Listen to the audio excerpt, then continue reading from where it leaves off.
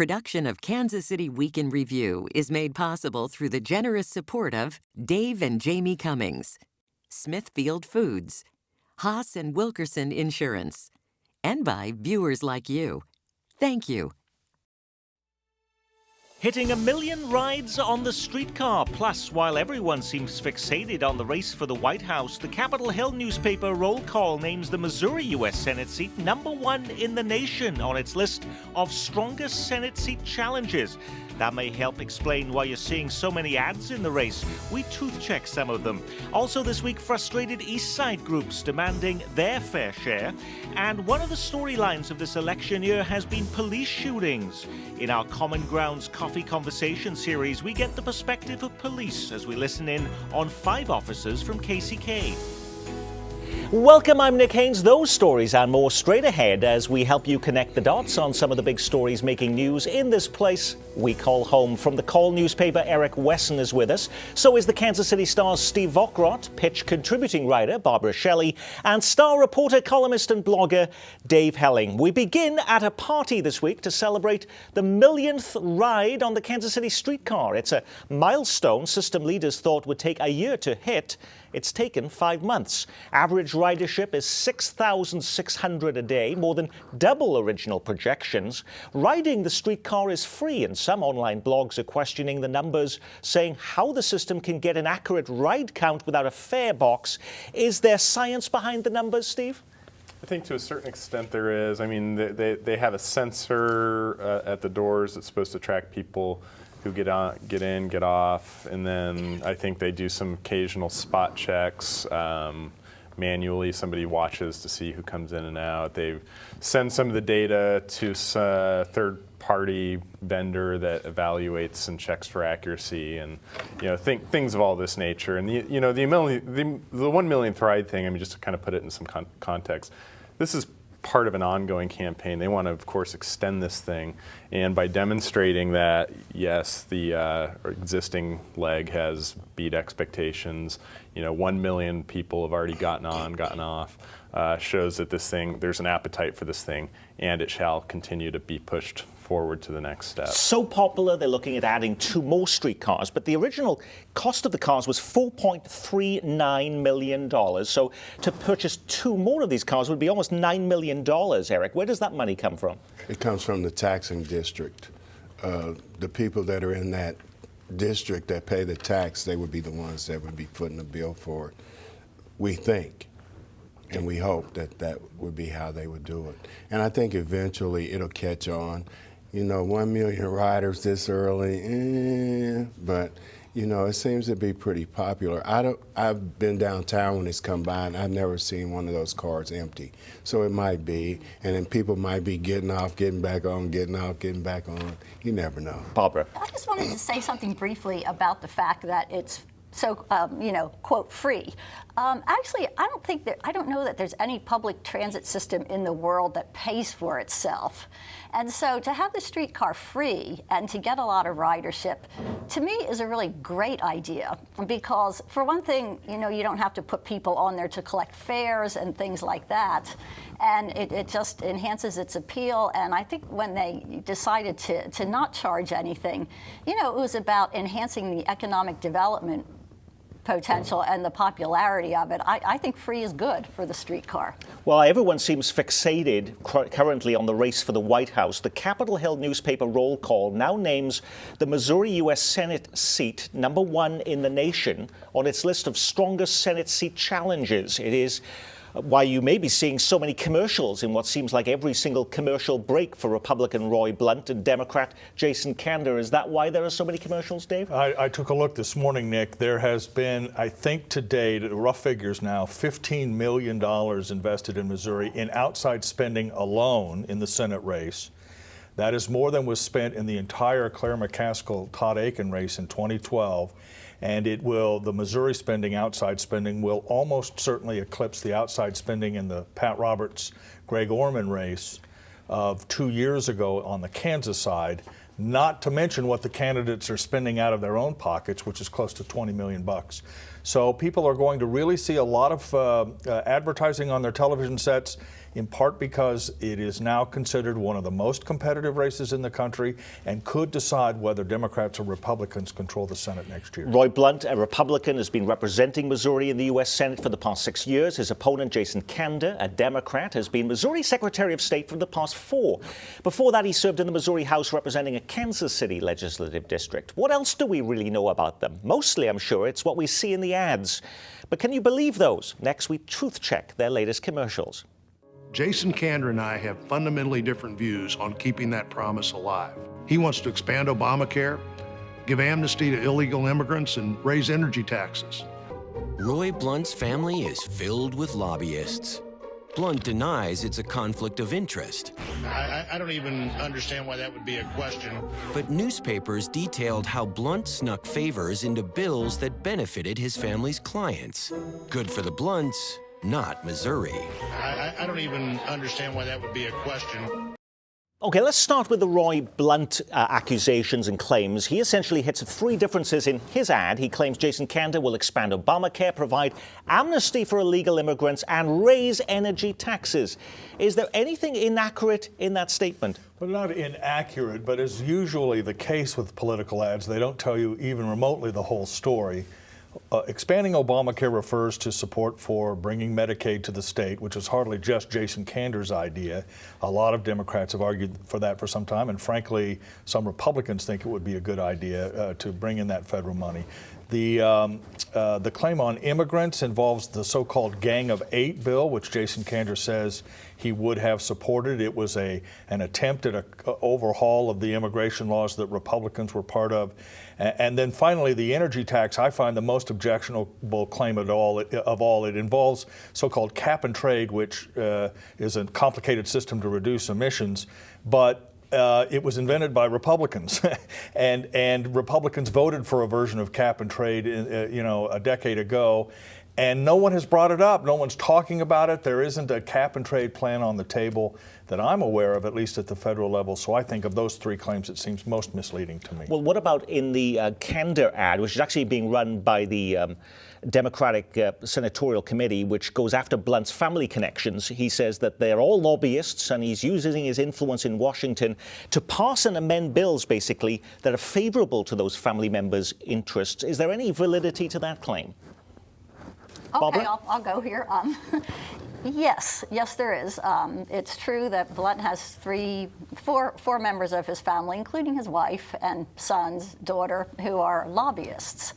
It's also true, Senator Blunt has had a rather long career in Congress, and he's left himself wide open to these kinds of charges. There was a public interest report in 2006 that said he has called him a legislative leader who has, quote, surrendered his office to moneyed interests with disturbing zeal and efficiency. There is a trail between donations that Senator Blunt receives from lobbyists and and legislation that he sponsors. So it's there. But couldn't you make that same kind of connection with any member of Congress, any senator? To varying degrees, the answer is yes. People take campaign donations from organizations that have an interest in legislation. That's what it's all about. The other thing about Blunt to keep in mind is the accusations on the Homeland Security Amendment really go back to his time in the House. He was elected to the Senate in 2010, so in some ways that's already been raised as an issue and may be discounted by voters. One final thing, I think that while it's true that the family members are lobbyists, I think the broader criticism of Blunt is that he's just been in Washington too long and made too much money there. That's the overarching theme of this. Eric. And I think that issue is a valid issue, but I think it's going to take a lot more than that to get the Democratic voting base out. And I think he needs to hit on some things, maybe the difference that Senator Blunt has made to Congress when he's been in there opposing some of President Obama's bills, some of the things that he has been trying to do that were successful. So I think it's going to be a lot more than just saying his family are lobbyists, because like Dave said, it's a lot of them. In D.C. Can I just very quickly, the strategies are very interesting, Nick. The Kander people are attacking Blunt personally on his wealth, his family. Blunt is really attacking candor on issues like Obamacare, immigration, and other things. Those are interesting tactical decisions by both campaigns. If you find it distasteful, the role that lobbyists and big financial interests play in politics, if you live in Missouri, you will have a chance to weigh in on that. At the same time, you'll be picking your choice for president. On the statewide ballot is a constitutional amendment limiting how much someone can give to a candidate to $2,600. Right now, is there absolutely no limit on those contributions? If I wanted to write a $10 million check to a state lawmaker, Steve Ockrott, I could do that? Yeah, I mean, Missouri's regulations on donations is pretty lax, and you've seen, Rex Sinkfield, for example, he has written checks, 6-figure checks for candidates. So yeah, Missouri has the reputation, deservedly so, for being one of the loosest states in this regard in campaign limits. So if we know all of this, and when we are told that lawmakers love this notion of getting all of this money, how on earth did this end up getting on the ballot at all? Who is behind this, Barbara? Well, it's a citizens initiative. And the person who got it rolling is a man named Fred Sauer. He's an investor from St. Louis. Kind of has a little bit of a colorful history in Missouri politics. He's very anti-abortion, anti-stem cell, and he started a group called Missouri Roundtable for Life to oppose a certain kind of controversial stem cell research. And so it's kind of interesting, talk about strange bedfellows. We have Claire McCaskill and Chris Koster both signing on to this initiative, saying they favor it. Claire McCaskill tried to donate money to it and was turned down on that by Mr. Sauer. But, both of them kind of cut their teeth 10 years ago by supporting stem cell research. Fred Sauer, he's online. He publishes something called the Sauer Matrix, in which he describes Rex Sinkfield as another investor from St. Louis as, quote, an arrogant secularist preoccupied with destroying representative government. So he's offended by the amount of money coming in, and he paid to get this on the ballot. He paid a lot of money to get this on the ballot. While Missouri has had unlimited contributions, Kansas has much more strict limits. Could you say, though, there is a huge difference in the kind of government that we see in Kansas versus Missouri, Dave, because of the difference in those limits? Well, that's, of course, in the eye of the beholder. But there was a study that came out yesterday, Nick, that said that one of the consequences of unlimited campaign contributions in Missouri has been a sharp increase in the number of uncompetitive races where state legislators in essence face no opposition or very little opposition at all because opponents typically can't raise the kind of money that incumbents can. And so now you do have term limits in Missouri, which forces a little bit of turnover, but by and large it means that when you're elected for the first time, you're almost guaranteed an 8-year term in one house and another 8 years in the other house if you want it. You don't have that in Kansas, at least as much. I think that suggests a difference between the two states. Although actually there were some legislators, bounced out in the primaries this year. In Kansas? In Missouri. But in Kansas as well, they had some bouncing. But I'm talking about Sheila Solon and others who were the subject of a targeted campaign by David Humphreys. Lots and lots of money given to their opponents because of their stance on one particular issue. The argument you often hear about unlimited contributions is it gives self-funded candidates and those who can raise a lot of money a chance against incumbents. But I think in the aggregate, while some incumbents have lost in both states, in the aggregate you get the sense that unlimited contributions are good for incumbents and not good for challengers. Early in this presidential campaign, it was thought that Kansas City would be bystanders in this race for the White House, but the city is seeing its fair share of big names. Hillary Clinton here last month at the National Baptist Convention. Now this weekend, her running mate Tim Kaine stops in the metro, as does the woman many wanted to run for president, Massachusetts Senator Elizabeth Warren. Why their interest in little old KC so close to Election Day? I think Tim Kaine is, we're told anyway, is going to be in the area just for personal reasons. His parents, of course, live in the Kansas City area.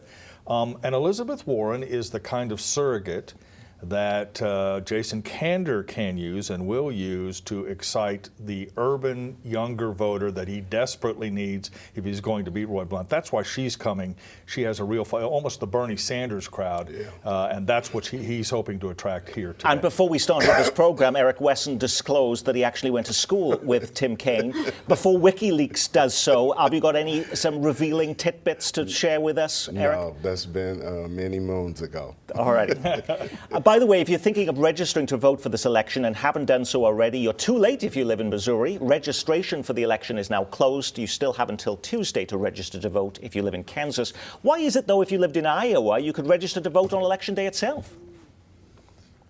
It's different rules in Iowa. I think I haven't studied Iowa's election laws terribly closely, but yeah, I think just different states set different deadlines for different reasons. Also this week, frustrated East Side groups demanding their fair share. They've turned in the signatures to put on the April ballot a sales tax increase to support East Side development.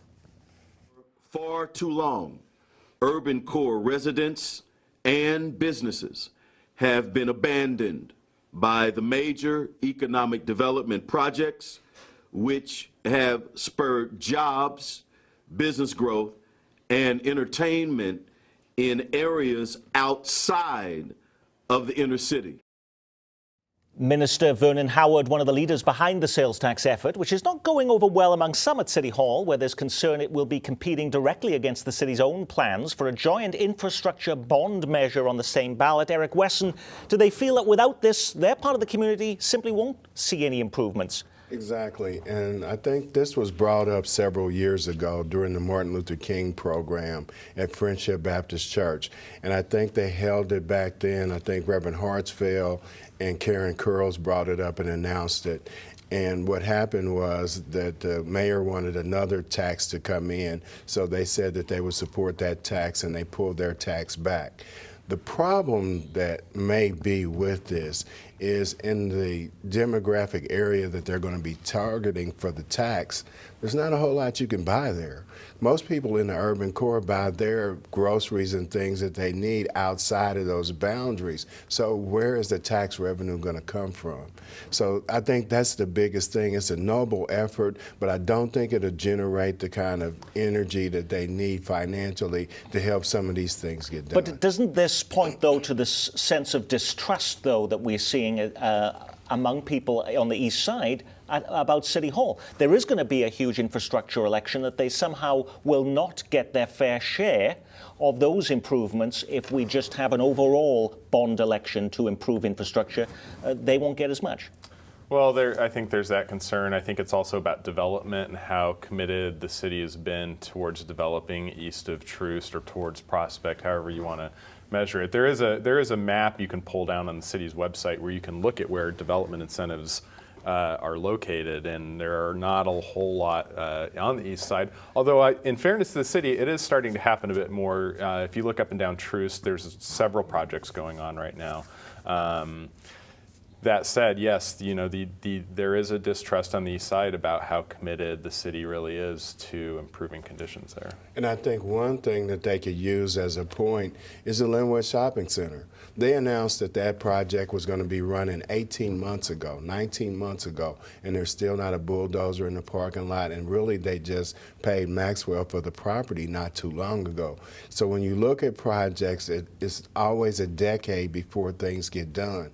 But the infrastructure has to be done before anybody's going to come in and develop it. So the question has to remain, are they shooting themselves in the foot coming up with development projects rather than supporting getting the infrastructure together so that developers do come into the area? One of the storylines of this election year has been alarm over law and order in cities and police shootings of unarmed Black Americans. This week in our Common Grounds Coffee Conversation series, we head to Kansas City, Kansas, where we get a police take on that as we bring together 5 KCK police officers at the Kansas City Cupcake Company. You know, the media, for whatever reason, is not friendly to us a lot of the times. It seems like a lot of the bad is reported, or things that are even just perceived as bad with policing. I can't spend time worrying about what somebody in Washington, D.C. or somebody in New York or St. Louis or wherever is, what stories are going on there and what politician's got an election coming up in 2 weeks. So he needs to hurry up and take a side. And I'm just concerned with this city and the people I'm dealing with here. We can't please everybody, but if I could please just a few people, that's a lot of gain right there for me. It's easy to complain. My question when I'm addressed with a problem is, what are you doing about it? One of our former chiefs, I remembered in my head when I was a young rookie officer, you never go to him with a problem, without a solution. And that's the way I look at it. That's the way I look at it with the community also. What are you doing, or how are you going to help me fix that problem? If you see an officer out there, wave him down, talk to him. You do have a voice. I know I can say I've had people that have actually been shocked once they get to know you that you're a normal person. Like, oh wow, you have family, you have bills. You have bills, you have things that just like everybody else does. I know I've been in a unit longer than anybody, 16 years in community policing. And I'll tell you what, we wear a lot of hats and we do a lot of things. You know, people call the police for everything. I mean, for everything. We've had people call because, you know, their water wasn't working. You know, we've had instances with kids not being able to eat, you know. I mean, there's just so many roles out there, and we have film, and I don't think, you know, we don't mind filming them because that's what we're here for. That's our job, to provide service for the community. But I think there has been a definite increase in the amount of hats that we wear. We've all been here pre-social media era. That stuff didn't exist when any of us came on. You know, something happens halfway around the world, you hear about it instantly. And that's I think been a problem for law enforcement. When things are reported on and tried in the court of public opinion before there's, you know, an investigation's even been started into anything. And by the time all the information comes out, you know, 2/3 of the public has already made up their mind what side of the issue they're on. How many times in the last 5 years have you been to the scene of a shooting or a drive-by that was about a Facebook beef? Yeah. That's becoming common now. Yeah. And it's kids fighting amazing. At school, after school, over, you know, a message that was sent. You know, it's sad that, you know, we have to go out there and respond, and sometimes, you know, such bad things can happen over, you know, something as small as a social media page. you have schools that'll call out to community policing and say, can you have an officer come by and have lunch with the kids or come by and read books? And yeah, absolutely, we're going to do that. Call up and say, can you have an officer come by, talk to us, hang out with us, you know, talk to the kids, interact, answer questions. I think the more that we do, the better off we're all going to be. Grounds is a joint project of KCPT and Consensus KC, putting the public in public policy. How much is the story of public trust in the police playing out in election campaigns in our neck of the woods? It's a pretty big issue at the presidential level. Donald Trump has made a lot of protecting the police, and we've got first responders. Hillary Clinton has been a little bit more nuanced, trying to sort of address the concerns in Ferguson, for example, but also the police. It hasn't really been a major issue in the Senate race. The governor's race, not really, although there's sort of law and order is the code word. You hear a little bit of that, but it isn't a central issue. Ferguson is, in some ways, in the governor's race because the accusation is that Chris Koster didn't show up and could have done more, and the specifics of what happened in Ferguson, but not broadly speaking. And Koster, in one of his commercials that they're playing on Black Radio, one of the things that he's talking about is that they were using the citizens as a financial base in Ferguson. So I guess that's his connection to it, but he wasn't there during the aftermath of what was going on. Well, let's connect the dots on crime for a moment, because it's been nearly a year since Mayor Sly James impaneled a task force to come up with solutions to Kansas City's rising crime numbers. Now, almost 12 months later, the group is getting ready to release its recommendations. The 19-member group is convinced too much focus has been placed on law enforcement and treatment, and more money and resources needs to be put on prevention efforts. An anti-violence public education campaign is expected to be in the final list of recommendations. As for gun violence, task force members say there's little the city can do through local legislation, but one area they plan to pursue is a push for a state law blocking a person who has an order of protection against them from possessing a firearm. So how are you sizing up those recommendations thus far, Eric? They look good, sound good, but bad guys don't care anything about an order of protection or being able to get a gun, because they can go by the drug house or go to one of the gangs and get a gun. So you think they're going to be paying attention to an order of protection? Probably not. It looks good, it sounds good, but you've got a very serious problem in the urban core, especially when it comes to gun violence. And I don't know, coming in, they had books, they had programs before. Why not just implement what you already had? You were at a gun forum on Monday at the Kauffman Foundation, Barbara Shelley. I mean, and the mayor was there and said, yeah, there is very little you can do. There is little the city can actually do about guns. Well, the state of Missouri has made it almost impossible for local governments to do anything about guns. They've actually stripped them of that right, pretty much. The legislature has. I think their suggestion about somebody with an order of protection not having a firearm is good. I mean, sure, if somebody wants to go get a gun, they'll go out and get one, but at least they won't have one, you know, in the heat of passion or whatever. You know, I think this panel that the mayor convened has worked very hard over the past year, and you know, we'll see what these recommendations are, and then it's all in the implementation. I hope we do something, because violence is way out of control in Kansas City. And that is our Week in Review. Our thanks to our news reviewers, Pitch contributing writer Barbara Shelley and Eric Wesson of The Call, and from the Kansas City Star, Steve Vokrot and Dave Helling. For another perspective on the week's news, join Mike Shannon for Ruckus, Sunday morning at 11:30. I'm Nick Haynes from all of us here at KCPT. Thanks for spending part of your weekend with us.